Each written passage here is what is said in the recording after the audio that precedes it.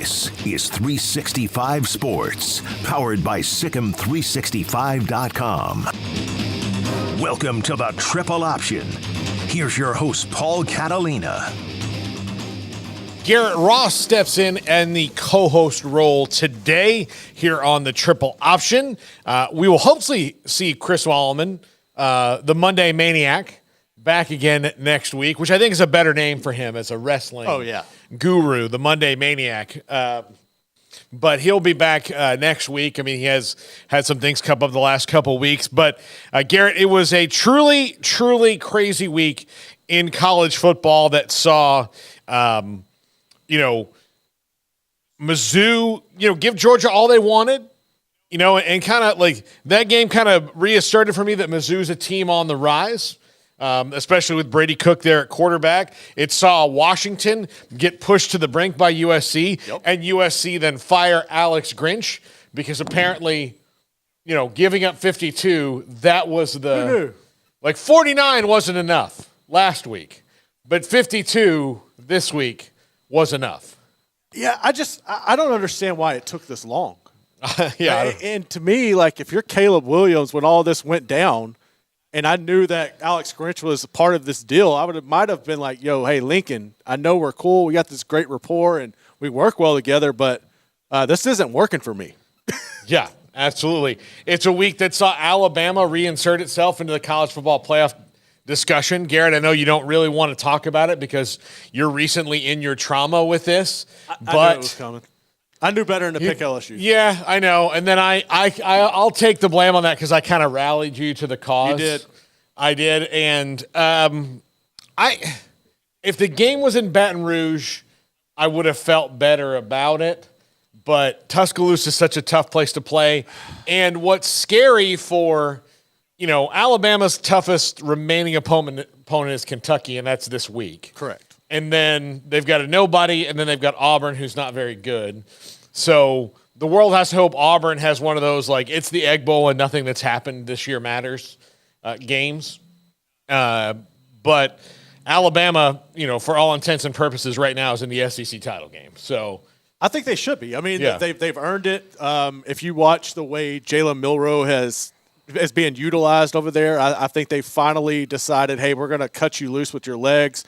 There were still a lot of throws that, like, open touchdowns that he clearly missed, but he's coming along. And I think Tommy Rees has figured out a way to just run the offense around what works with Jalen Milroe's skill set. He's coming together as a passer, man. But, yeah, they're having guys like McClellan to help out that receiving core, but it's their defense. I think Alabama's defense is what's really helping them out and helping Jalen Milroe get comfortable as well because he ain't got to win all by himself. And you're right. I mean, they're in a perfect position right now to play themselves into the college football playoff, which, I mean, last week would have been unreal to even think of or even speak of.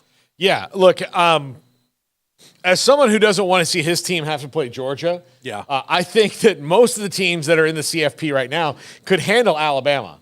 Based on how Alabama is set up today. They could. But here's what they've figured out with Jalen Milroe is if he doesn't turn the ball over, they're probably going to win. And if they just let him run the ball, I mean, he had, 155 yards rushing and 4 touchdowns the other night. Which is the most ever by an Alabama QB. Yeah. So if that's just what it's going to be, if they're going to have to run that offense with him, and he was 15 to 23. I mean, that's a good night for 219 yards. Like they did enough through the air, and it's funny. He and Jaden Daniels are one incompletion and an interception apart from having almost the same exact night, save for the touchdowns. And I mean, both had 219 yards, 15 to 24, 2 touchdowns, and interception for Jaden Daniels. But LSU finds themselves on the business end of a third loss, and now they just kind of have to regroup and finish out against another team in 3 weeks in Texas A&M that, they fought hard to come back and make it, and tie Ole Miss. But Jimbo Fisher, we'll talk about him a lot in the next segment, Garrett. But Ole Miss right now is hoping against hope that Kentucky or Auburn can get Alabama and they can win out. so that they can be in the SEC title game. But see, they have an opportunity this week as well. Like, you're right. They do need to win out, and they got to beat Georgia, though. They got to play Georgia, so they have an opportunity to shake things up. I think Georgia showed a slight bit of vulnerability, but I mean, look, I like Lane Kiffin. He's fun. I wouldn't want him to coach my team, but I think he's doing good things at Ole Miss. It's just a matter of I don't necessarily know that they're ready for that moment. And if you watch that game against Texas A&M, I think he did a good job of some of his play calls. They had the trick play where the receiver kind of hit out on the sideline. Mm-hmm. That was ultimately the difference of the game. But, yeah, Texas A&M, man, they I don't know what to make of them. Like, Johnson is okay. You have so much talent on defense. Nothing just works.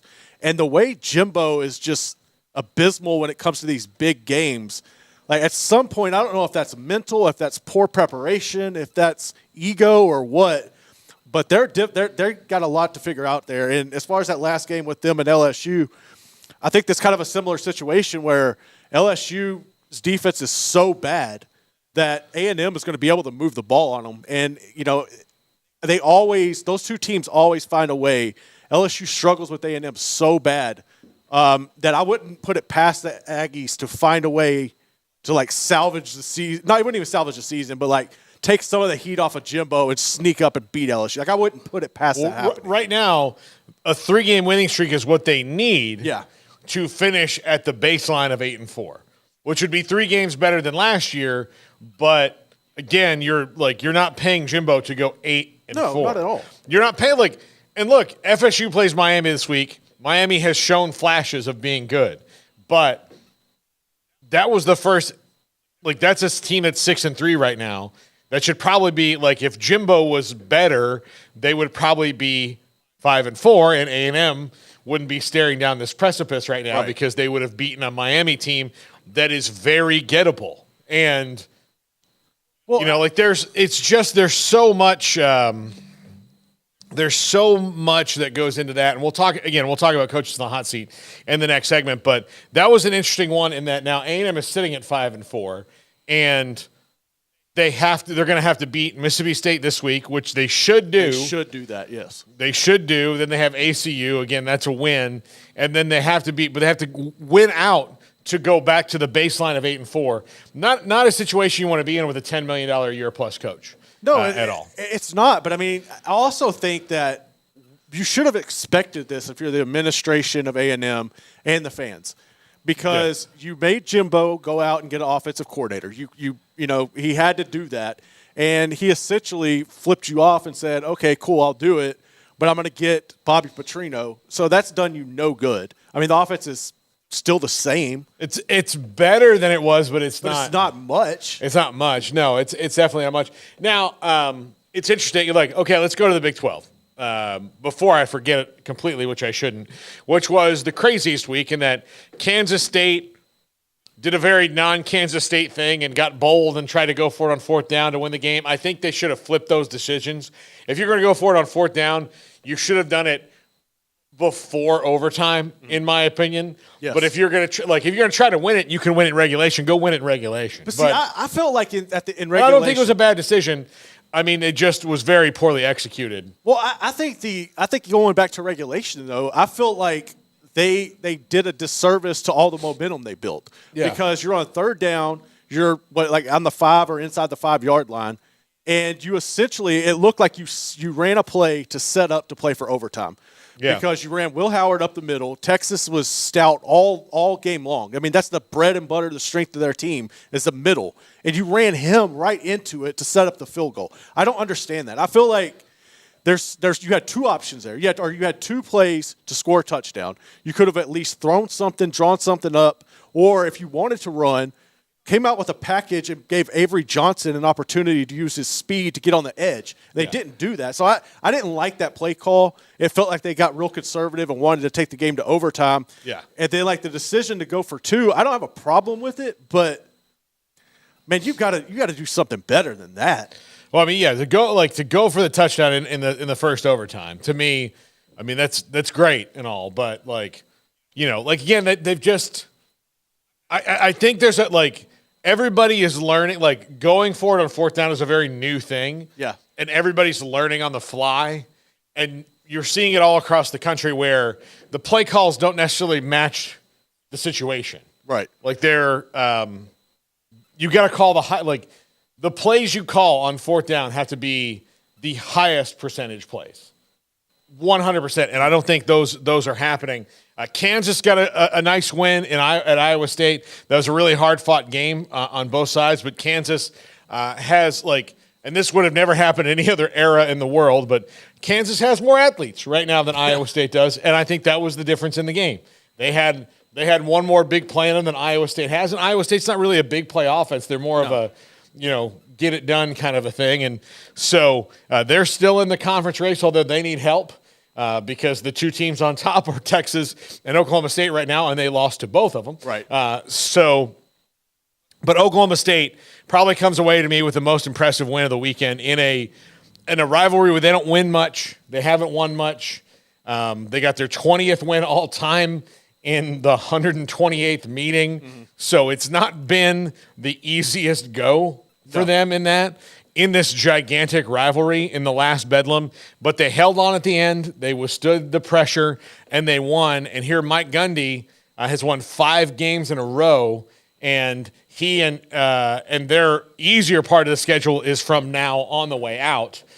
Texas has a slightly harder schedule than them, but also not that difficult. The most difficult one being Iowa State in Ames, which is going to be a tough place to play. So if there's any chance of Texas not being in that game, it's pretty much on Iowa State.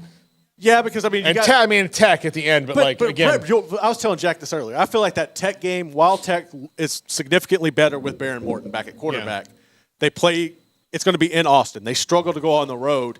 And if you go back a few weeks, Brett Yormark already set a fire on that game. Yeah. So I don't think that – I think that's one where Texas is circling. It's like, okay, we're going to make a statement on that one. So I'm not worried about that. I think you're right with their biggest challenge is going to be going to Ames.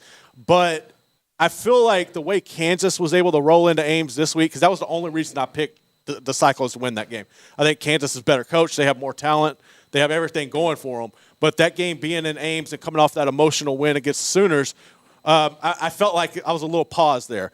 But I think the way the Jayhawks were able to go in there, take care of business at Jack Trice, that makes me feel a lot more confident about Texas, who is even more talented than them, to be able to go in and take care of business. My only concern would be Texas, to me, like if you look at the first half of that game against Kansas State, they clearly dominated.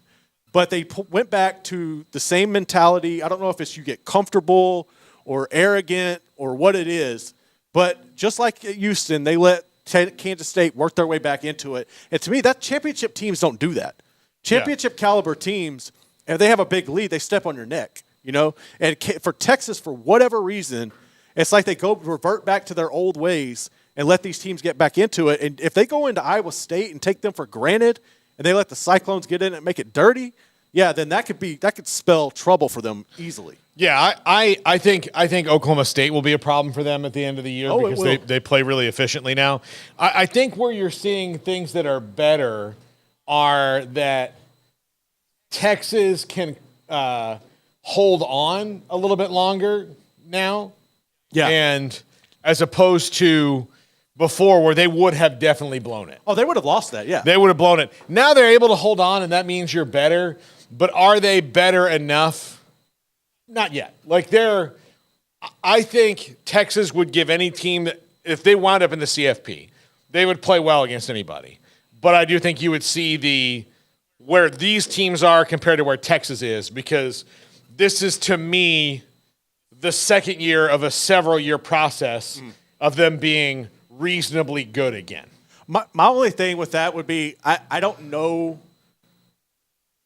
They would match up everywhere, I think, with everybody in the playoff or in the conversation for the playoff, except at quarterback. Because if you look at Malik Murphy, he looked vulnerable. He made a couple of poor with throws. Ewers in there. I think he's good. I don't think he's great yet. Yeah. I think if you look at Carson Beck, I think he's probably right there with Ewers now. Agree with that. I forgot. I think if you talk Kyle McCord is probably maybe a little behind him. but has Marvin Harrison Jr., so it doesn't really matter. Yeah, that's a cheat code. Where he is. Jordan Travis ahead of him. Yes. Michael Penix Jr., Bo Nix ahead of him. J.J. McCarthy, ahead of him. So there's where maybe it you get your dividing line. And, of course, if it's down to Michigan and everybody else, their lines are better than everyone's in the country, including Georgia, who's had the best ones they are. For the last couple of years. But Michigan's better at that than everybody right now. And we'll talk about them later in the show because, we'll see what continues to develop at that school. But, yeah, a lot happened this week in the Big 12, including the there were 2 basement games. UCF gets their Big 12 opening first win against Cincinnati, who's yet to do that and probably won't. And then Houston tops Baylor in overtime in a game that was very drab and then turned into a thriller and has changed the fortunes for both coaches in what could be, and not completely for Dana Holgerson, because they could – if they make a bowl, I think you've got to give Dana a little bit of credit for fighting his way out of a hole. I think they legitimately have an opportunity because if you look at they got to play Cincinnati, right? Yeah, but just Cincinnati, I feel like Cincinnati's kind of done. Yeah. I don't have any. I think that other than their defensive line, they're kind of lost in the wind, and at times it feels like those guys are as well. UCF, they can't stop the run. I think Houston can run the ball on them. I think Houston can actually do to them kind of like they did Baylor. Yeah. And you just utilize Donovan Smith. Now, I don't know the extent of Matthew Golden's injury. Hopefully they can get him back. Yeah. Because that would be crucial. But I think Dana definitely has the pressure taken off of him. At least a little bit. At least a little bit. I think that, if they beat Cincinnati and UCF, they're a bowl team. Now they have Oklahoma State in the middle of that. That's not happening. Which, especially given what we've seen from them. Yeah, I don't think that's happening. Even though that is at home, so maybe that's the best thing they can hope for. But I do think there'll be a lot of Pokes fans that show up for that game. Yeah. So a lot of stuff happened. Arkansas beat Florida, which I think is an overtime, which is a stay of execution for Sam Pittman, and kind of another indication of where the Gators are kind of stuck. See, Gators are in trouble. I don't know what's going on there. Well, look, they're year 2 of Billy Napier. They don't have their quarterback yet, although they get Lagway. But he has gotten, to his credit, and I don't think enough people are talking about it, he has gotten a lot out of Graham Mertz that nobody thought was there. They've gotten more out of him than they should have. The problem is that their offensive line is terrible, though. Their offensive line's not good. They don't while some people may see this of a coach lost to a coach on the hot seat, they've got to give Billy Napier more time because they can't, there's not a guy out there. Again, I know a lot of people thought the Gators will just hire Deion. One, they're old Florida money that's never hiring Deion Sanders to be the head coach at Florida. That's just not going to happen. Number 2, Deion's lost 4 games in a row now. Yeah. And he's got his own issues at Colorado before the SEC starts coming in and saying, well, he's gonna have to rack up a few conference championships. Well, yeah, and here's the other thing about Deion, he needs to figure it out. And I'm not saying I don't think he can, but he's got to figure out what the way to do this is in the new era of college football because if he just left after a year, he'd be going to Florida, and they'd have the same problem because I think he's at Colorado for the rubber. I think he's at Colorado for the long haul and the reason I say that, and I know the transfer portal and everything, but his daughter just committed to play basketball there. It's a whole family. They're there. They're there. It can be, and he knows this, the value of something being your program. Yes. Yours. There's not. He's got free reign. Rick George let him do whatever. I'll give you an example. Just ask our two, our program, FSU's doing great. Mike Norvell's going to have to win 7 national titles to make that his program. Yes. It's Bobby Bowden's. Yes. And he's the steward of that program, and everybody's fine with that. But before everybody says, Mike Norvell's lapped anything, he's got to win a lot. LSU may never be Brian Kelly's. I don't think it will be. Exactly. And he could be there for a decade. He'd be there as long as he was at Notre Dame and win a lot of games. I mean, he's the all-time winningest coach in Notre Dame history. But unless he wins more than everybody else did. And LSU is kind of a weird one because it's really nobody's. It's nobody's. You just have a bunch of different guys who have come in and shown that they can win championships there. It's not – you don't think of it and think of one head coach. No. I mean – except for what could be if Nick Saban wouldn't have chunked the deuce. That's the one you hold out over. Yeah, that's true. So, there's value in being, this being yours. You making it yours and building up, because this was always going to happen for Colorado. Maybe not to the extent that it did, and, yeah, Arizona's better than everybody thought, and – nobody thought losing to Stanford like they did was a shocker. Right. Those couple things happened. But when you have the offensive line that they have and the defensive line they had, it's not. No. I said it last week. I keep saying it. Deion's, and it was salesmanship, said, y'all don't know who we have coming. And we're like, yeah, we kind of do. But if you can get more out of them, more power to you. Right. But ultimately, and this is not anywhere near at any coach's control, but when you're the first year coach at a program in the last year of a league that might be the best year of that league ever, I'm sure in no way did Deion think that, and nobody thought that Arizona was going to be as good as they are. No, and they not beat at all. UCLA this week. They're in the poll now. Arizona's rallied under Jed Fish. You knew that Oregon and Washington were going to be good. But you didn't realize that Oregon State, they're going to be back on the scene. Those are the things that are going to keep happening. So, yeah, it's a weird thing at Colorado right now, but I think he's going to stay through a contractual run at least. I do too. My only thing is how many people would want to come work there knowing how he handled the Sean Lewis situation? I would be, if I was a coach needing an opportunity, I think it would be make me a little apprehensive, wondering what if with that dude. I think Deion's going to have to find. He's going to have to find a little bit about what Dabo or Art Briles had, in that you've got some assistants that are with you for a while, right? The whole Kansas staff. Yeah, Lance Leipold's a great example. You're going to need that for a while, right? And then, we'll see the rest, right? Yeah. So I don't. I think and maybe he's going to have to change out some guys. We'll see. I could have told you on the defensive coordinator when he hired him that was going to be bad, but he did not consult me. But I am available for consultation for a nominal fee. When we come back, coaches on the hot seat. There are several of them in Texas. This is the Triple Option on 365 Sports. If your business is like most, you need things done quickly. But if you're still tying your critical applications together on multiple shared public networks, you've probably been feeling the slowdown. And that's no good for business. A private UPN fiber network can get you and your business moving at the speed of light. Whatever you need, we can build it. Internet, Metro Ethernet, Waves, dark fiber. We deliver custom private networks and are focused on business customers only. Our next generation 100% fiber optic infrastructure offers you low latency and ultra scalable bandwidth with speeds up to 100 gigabit to run your critical applications. Your connection won't be limiting your performance anymore. It's diverse and scalable, so it can grow and change as your business grows and changes. And with a secure carrier-grade private network, you'll have all the reliability you need. Contact UPN today to learn more. Fast just got faster.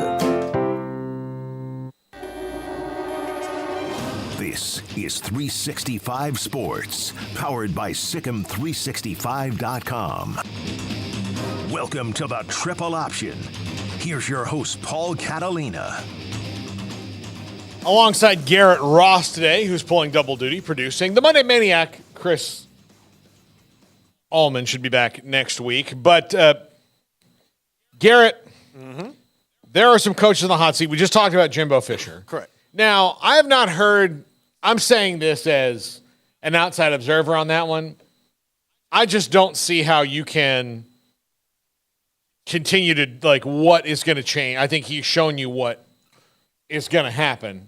at A&M right now. Yeah, and it doesn't help any either when there's so many just glaring comparisons to Kevin Sumlin, and when the win-losses are the ones where Jimbo's still trailing. Like, I know he's improved the recruiting, but it's still the same thing, and for so much more money. Like, yeah, I don't understand.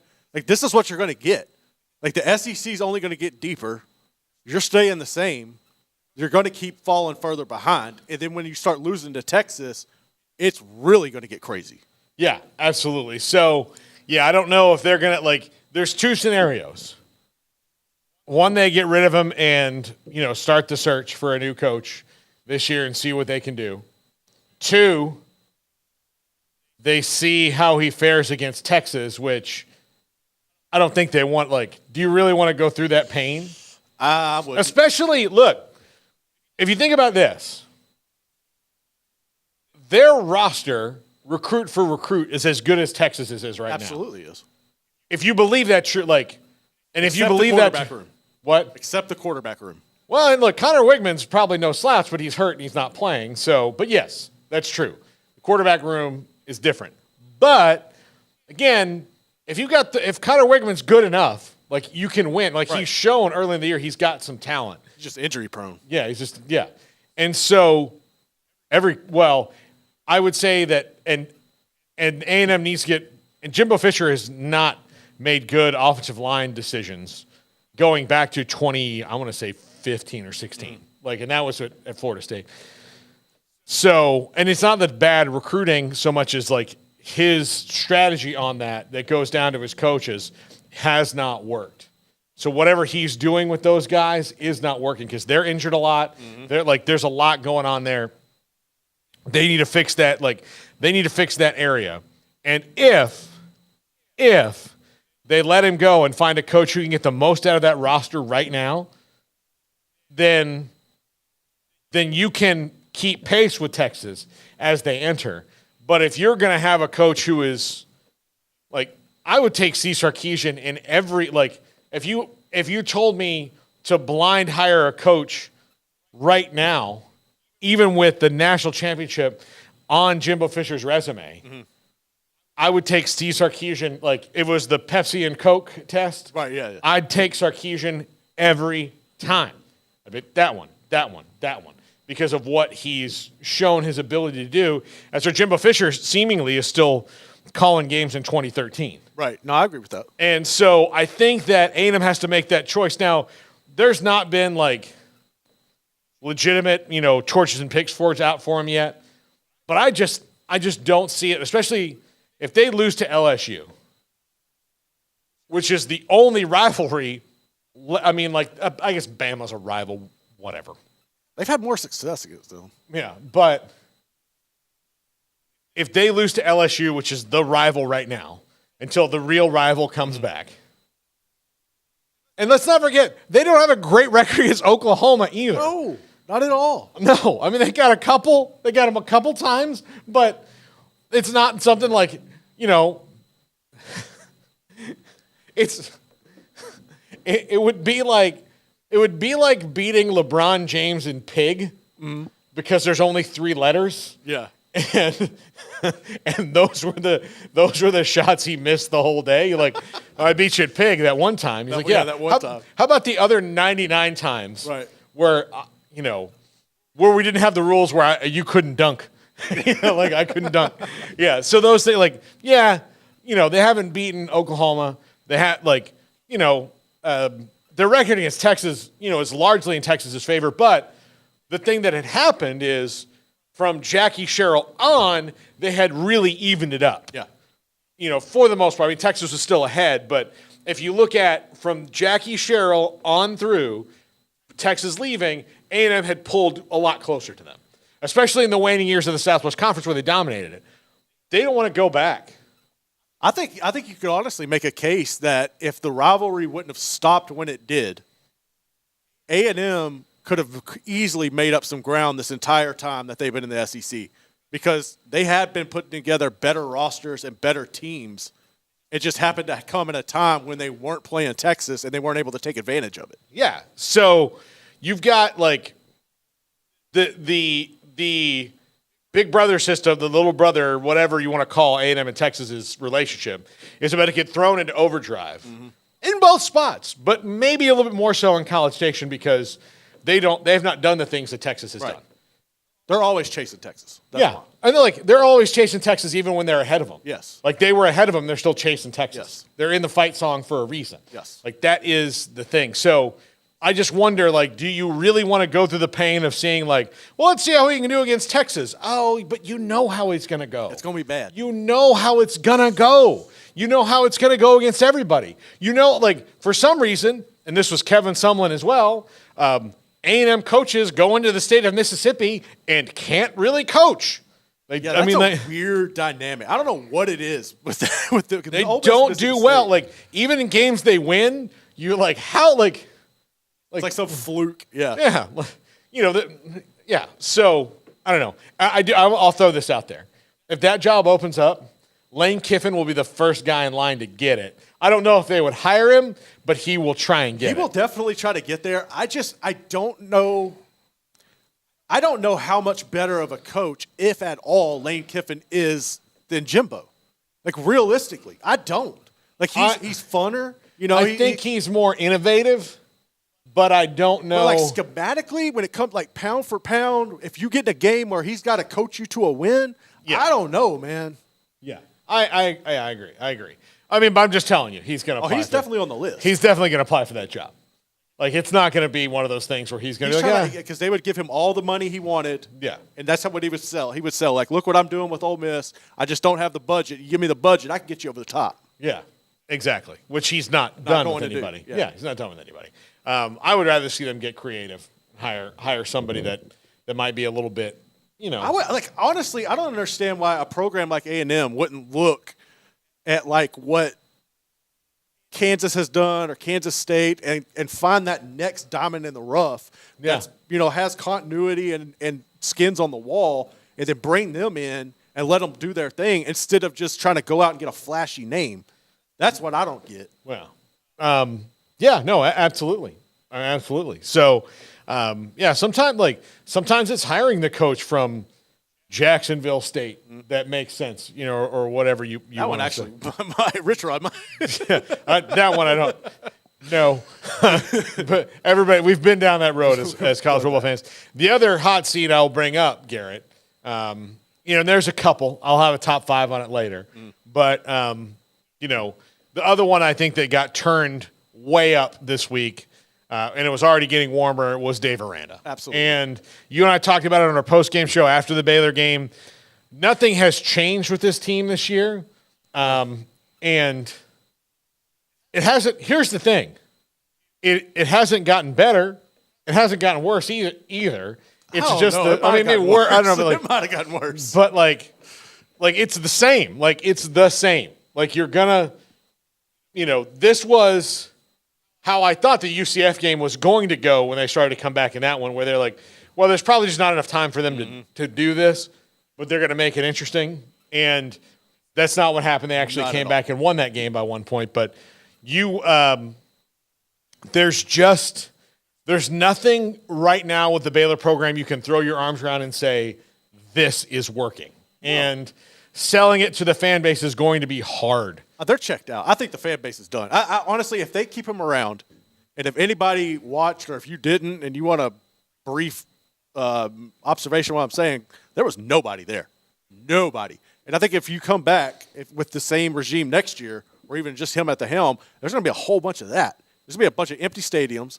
I still don't see, if you bring him back, I don't see the roster getting any better. I think it's going to be pretty much the same thing. I don't see it getting better at all. Where Baylor's going to have to find themselves is they're going to have to hit guys who, and what Art Briles did here really well was he knew that it was going to take him a minute where he could walk in a room with a 4 and 5 star and say, you need to come here. But if you had certain skill set, then he could make it work with you. And some of the, take the bad stuff out of it. Like, I'm just talking about X and O's on the football field. If you could run or you could hit, I'm not talking about, but like if you were strong enough or fast enough, then he could take that 3 and turn it into a 4 by your name. Yeah. That's what they did, because they were like, well, if our offense if you can run and catch or block or carry the ball, we're going to simplify this down to its essence. And then all of a sudden, then you started getting, like, it was incremental, and it was starting to. They were about to have the wave of their first class when the scandal hit. But that's what Baylor's going to have to do. That's what Grant Taft did too. Yeah, but dude, I think the game of college football and the rule and everything around it is completely different from those two scenarios. Like, I think it's going to be more challenging for somebody to come in, given the current landscape of college football, and be able to do those type of things here. That's just my opinion. Yeah, but I do think that needs to be their initial goal, is to, like, look, we know that you may only get 1 or 2 4-stars, but if you can, like, rope in all the 3-stars that run 4.4s, then okay, and develop. That's the thing, because you got a 4-star in Armani that is not developed at all. Yeah, that's something that not talked about, is that the development on this staff hasn't happened. It's terrible. And they had banked on it a year ago, and it's really hurt them now that the development has not happened. So yeah, but I mean that's really what they're going to have to do, and that's how most programs have to do it to get back on the stage. Do they have the wherewithal to do so? I don't know, and I don't know what's going to happen. I just know that it's going to be a very difficult sell to tell the fans here that the coaching staff isn't changing. No, you're going to have to do something. And I do also believe this, that one day we're going to watch Dave Aranda hoisting another conference title trophy somewhere else, because he's going to figure it out, but he's got to also figure out how to figure out things faster. Because that was, I think, the deal this year, is I think you listen to him in the last couple weeks, and I think he knows where they've gone wrong, but I think that he's taking almost too scientific approach to it, other than, like, you know, hey, y'all, let's see if we can light this on fire and it'll blow up. Like, that's maybe where they need to be right now. It's like, let's just see what happens. Right, yeah. Like, you know, everybody stand back. See, I don't know if, like, that's the thing. I feel like, I don't even know if, I'm sure he would. Like, any people like that, competitors and everything, he wants another opportunity to redeem himself as a head coach. I get that. But I don't know when that opportunity would come, and I feel like he would be better suited for right now just going and being an elite defensive coordinator somewhere, like USC. I mean, LSU. It's not going to happen again. But you know what I'm saying? Like, there's plenty of opportunities. Okay. There's 2 guys who I think in the next – because I'm not sure on what's going to happen at Baylor yet, because I know that Mac's probably not there yet. Yeah. There's still some time to go, and let's see. But – in the next couple years, Dave Aranda and Jim Leonard will be – Jim Leonard next year. Like, Jim Leonard might be the USC defensive coordinator. I would be on the phone with both of them right now if I was USC.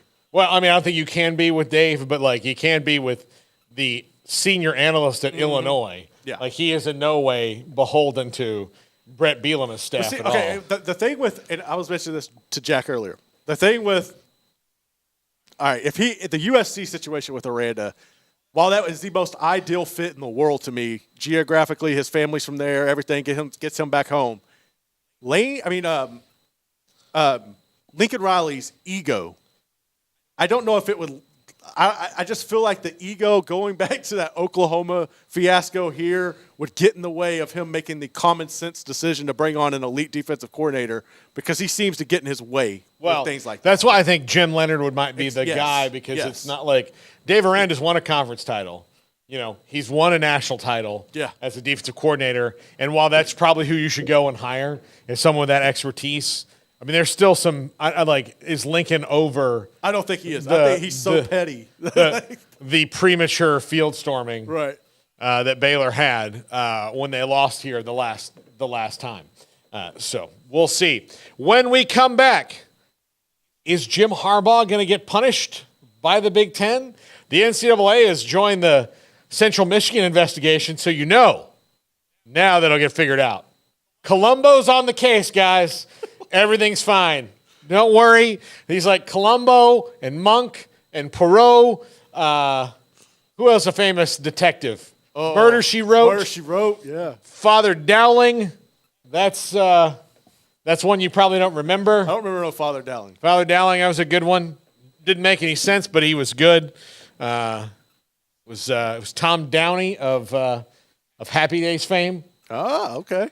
He was the dad on Happy Days. Let's see. I'm trying to think of other great TV detectives. Sherlock, yeah. That's what the NCAA, like, that's their whole team. It's like every good Batman, like they've got Batman and Sherlock. They got a really good crew. Whichever one of the Robins was a better detective than Batman, I think it was Tim Drake. That's who they've got. Magnum P.I. Oh, Magnum. Yeah, Magnum P.I. And not new, like young Magnum P.I. Mustache Tom Selleck Magnum P.I. Yes. Thank you, Joe. Thank you so much. That's who they have on the team. You might as well, like, just confess. The Scooby Squad? Oh. They've got them. That's what they're going to do. They're going to pull off somebody's mask. They're like, I would have gotten away with it from you darn kids. When we come back, is the NCAA, well, the NCAA is involved. Will the Big Ten do anything? Pete Thamel reported that there could be some movement on there. They just have to figure out what they can do. And if you are Michigan, what does this mean for you with Jim Harbaugh going forward? This is the Triple Option on 365 Sports. If your business is like most, you need things done quickly. But if you're still tying your critical applications together on multiple shared public networks, you've probably been feeling the slowdown. And that's no good for business. A private UPN fiber network can get you and your business moving at the speed of light. Whatever you need, we can build it. Internet, Metro Ethernet, Waves, dark fiber. We deliver custom private networks and are focused on business customers only. Our next generation 100% fiber optic infrastructure offers you low latency and ultra scalable bandwidth with speeds up to 100 gigabit to run your critical applications. Your connection won't be limiting your performance anymore. It's diverse and scalable, so it can grow and change as your business grows and changes. And with a secure carrier-grade private network, you'll have all the reliability you need. Contact UPN today to learn more. Fast just got faster. This is 365 Sports, powered by Sikkim365.com. Welcome to the Triple Option. Here's your host, Paul Catalina. Welcome back in. Thank you to all of you watching live in your lunch hour. Certainly appreciate it. We don't get in the chat room as much. Paxton says Inspector Gadget. It's always a good one, Paxton. Yeah, that's a good one. I like Inspector Gadget. Gadget. Gadget. Let's go Gadget. Yeah, absolutely. So yeah, I'm all for. They probably need that. That's who Connor Stallions wishes he was. Exactly. Go Gadget camera. Just pops out of his hat. I mean, you saw that. He had his glasses He tried his best. Yes. Yeah. So, yeah. Inspector Gadget. He was great. I don't think Jack is old enough to know Inspector Gadget as well. No, she had Inspector Gadget and like Carmen Sandiego, all that glory together. Yeah. But Carmen Sandiego was just... She was a villain. We're trying to find her. Yeah. Got to chase her down. Yeah. It's up no good. And then give you, like, clues. Like, you know. Where's she at? She's at the running of the Bulls. Oh, she's in Pamplona. There we go. Seems like she goes to a place where there's a lot of people. Freaking flyer miles. Racking up. Yeah, racking those up. Okay. Jim Harbaugh. Pete Thamel reported the other day that Tony Petitti is trying to figure out what he can do and the most likely punishment is the suspension of Jim Harbaugh. Correct. And right now he's navigating can he do it under the Big Ten bylaws? Like the NCAA can suspend a coach for things that happen whether they knew about them or not because you lack control. So can the Big Ten's trying to figure out, can we do the same thing the other thing you have to do is what is Michigan's response going to be? Because if Jim Harbaugh says, I didn't know anything about this, and you can't prove that I did, until they do prove that he did, he has deniability. Every scandal in the history of the world has somebody who's a fall guy. And I feel like it's a weird situation if you're the Big Ten in Michigan, because you're looking at the team without all the distractions as legitimately can win the national championship. Regardless, they're more than likely going to be in the playoff, and that is a lot of money your conference is going to get. Yeah. And if you punish that, you are essentially taking money out of your own pockets. And that's not going to happen. That's not happening. And I think you've got to find a way, because it's so glaring, and I know nothing is concrete evidence, but we have enough to go on. You have enough people who are concerned, and for rightful reasons, because they legitimately were, at a disadvantage per se because of these sign stealing. I think you've got to act now and punish Harbaugh and just let Michigan be. Because that way it's a win-win situation. The Big Ten and them are still going to get their money. You look like you actually did something. Well, and the other thing is the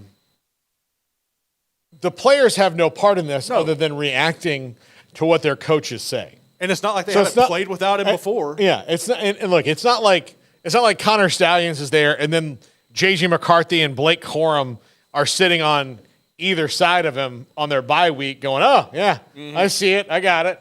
Good call. Thanks. Right. Thanks, Con. We got you. No, I think that, and look, the NCAA is not going to be able to do anything fast at all. So this is on the Big Ten, because the NCAA has to let all the evidence come in over how long it takes, which should be 2 or 3 years from now at the earliest, based on their then normal. Punish them then, and it doesn't matter. It doesn't matter. Jim Harbaugh's probably going to be gone anyway. Here's my question for you. Okay. Say the NFL decides that they're going to pull back on Harbaugh for now. Okay. And go, we don't. I doubt that this is the case. Right. But it could be, in that, Roger Goodell could say, look, I don't need the whole new Belichick stuff. I've already got one of them. Mm-hmm. I'm going to say that whatever suspension he gets, if he has not served it at Michigan, he's going to serve it when you hire him. Okay. Essentially a show cause in the NFL. That has been reported by Tom Pelissero as well from the NFL Network, that could be a possibility. I think that's the NFL floating that out there so that they don't look like they're like, well, we don't care what he did. But say the NFL doesn't want him this year. Say, if Antonio Pierce keeps winning with the Raiders, he may keep that job. They bought into him. They drilled the Giants with a rookie 4th-round quarterback yesterday. Now, they still have a long way to go. They still have to play the Chiefs again. There's bad stuff in their way.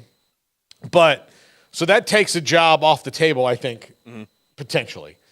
The Bears are probably in the water. Right. And would hire him. Washington. What? Washington is as well, probably. Washington, yes. Washington, though, I think they got their guy. I think he's on the staff. Yeah, it's Bieniemy. Yes. Washington, though, also needs to, everything they need to do needs to be. They need to stay away from scandal, actually. Everything needs to be above board. They need to hire a coach that everybody loves. Yes. Unconditionally. Just loves them, right? And they don't want to have the we see how you're willing to cut corners. They don't need that, because while Jim Harbaugh will probably win wherever he goes. Yes. There is, in that particular spot, a lot of healing that needs to be done between the new ownership group and the fans. Now, look, just buying the team, heals some wounds, but not all of them. So I don't know if Jim Harbaugh gets that done for you, but maybe it's Eric Bieniemy. Maybe he's the guy. Right.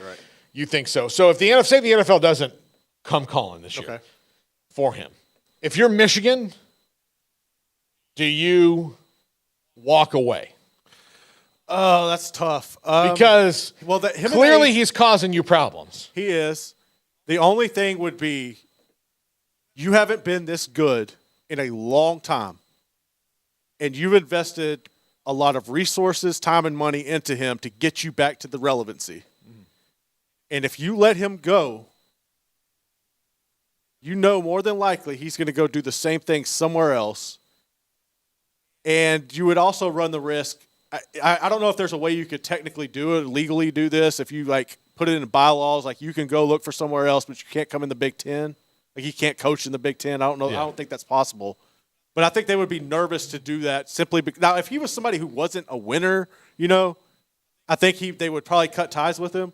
But if they do let him go and he's not, the NFL doesn't want him, then if I'm A&M, that's the guy I'm going after. Yeah. Yeah. I mean, yeah, there's a lot to unpack there. There's a lot to unpack. But I do wonder, because how much do you say, like, look, Jim, like, we appreciate you winning and all, but, like, it is one thing after another. And here's something else to keep in mind. We have no idea what was on these computers that Matt Weiss had. We have no idea. We have no idea what computer access crimes, like, that sounds to me like hacking. Like, that would be the fancy name for hacking.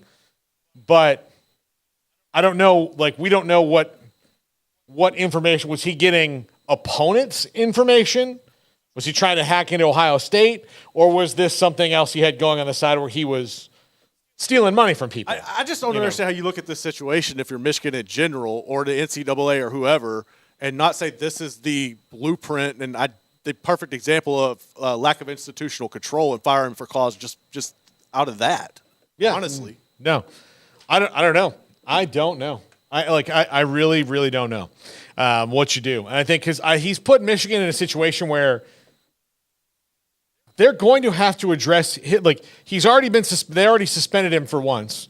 However stupid you think the thing may be, but the NCAA is still investigating it, and they might come down with another suspension next year after the appeal gets heard. It's one thing after another, and I just don't think that's where they want to be. I agree with that. Yeah. So anyway, but you have to eventually, look in the mirror if you're Michigan and say, here's what's going on. All right. Thank you so much to everybody who watched the show. Thank you so much to, I actually got to go out to the tailgate area this week because we were on, the pregame show was quite early. Yep. So I took my in-laws and my wife, and we went up to the tailgate area. I met a bunch of people who say they watch the show. I really appreciate it. Please tell all your friends about it. I certainly appreciate it. Great to meet all the people that I met who watch the shows. People asked me about you, Garrett, and I said you're an okay guy for the most part. Is Garrett coming out here? I said no, he's at home. He's a weirdo. He stays at his house. We had a good 5 hours between the end of the pregame show and the start of the postgame show. So. He was going to go home and hang out with the kiddos. But thank you to all those people. Thanks to everybody who watched today. Big show coming up later on. We've got Smokey's one-on-one with Dave Aranda. All that's coming up. This is 365 Sports. Thanks for watching the Triple Option. If your business is like most, you need things done quickly. But if you're still tying your critical applications together on multiple shared public networks, you've probably been feeling the slowdown. And that's no good for business. A private UPN fiber network can get you and your business moving at the speed of light. Whatever you need, we can build it. Internet, Metro Ethernet,